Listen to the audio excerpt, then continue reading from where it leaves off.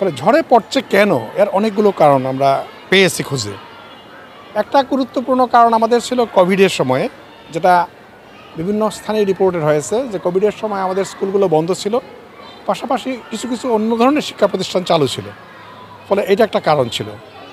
আমরা ঝরে পড়ার আরেকটা কারণ দেখেছি যে অনেকগুলো জায়গা আছে যেখানে বাপ মারা চাকরি করেন, বাচ্চাদের স্কুলে নিয়ে যাওয়ার যে সময়টা প্রাইমারি স্কুলের সঙ্গে তাদের টাইমে মিলে না, ফলে তারা অন্য প্রতিষ্ঠানে দিয়ে দেন যেখানে বাচ্চাদের রাখার সুযোগ রয়ে গেছে। এর বাইরে আর কিছু সমস্যা রয়ে গেছে, আমাদের কোনো কোনো স্কুলগুলো ভালো চলে না, এমন একটা অভিযোগ আছে, সেটাও একটা কারণ হয়তো।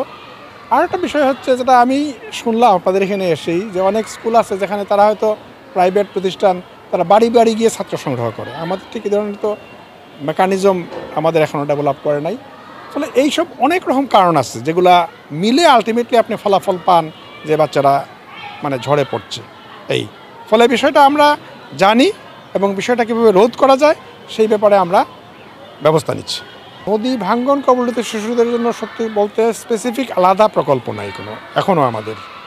ফলে এটা ভালো হয়, আমি যে অঞ্চলগুলা এরকম সমস্যার মুখোমুখি, আমি সেই অঞ্চলের যারা আমাদের কর্মকর্তা আছেন তাদের আমি নির্দেশ দেব যে একটা পরিসংখ্যান দেওয়ার জন্য আসলেই ব্যাপারগুলো কেমন, এবং প্রস্তাব করার জন্য, কারণ অনেকগুলো সমাধান আছে যেগুলো দূর থেকে বসে ঠিক বোঝা যায় না।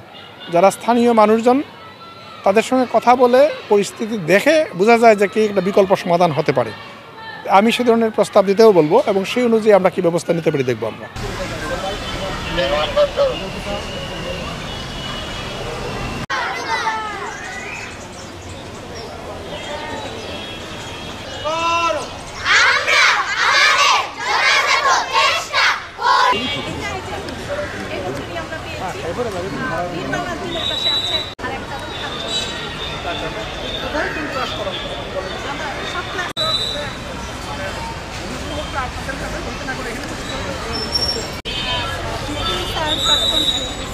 কি জান নাকি আপনি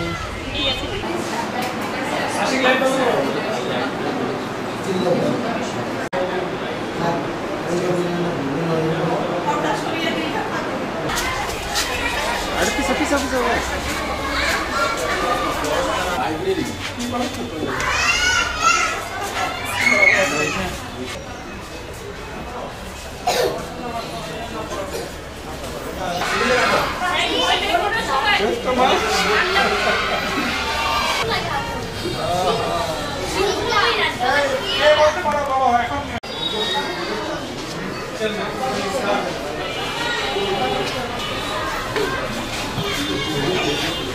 Nah,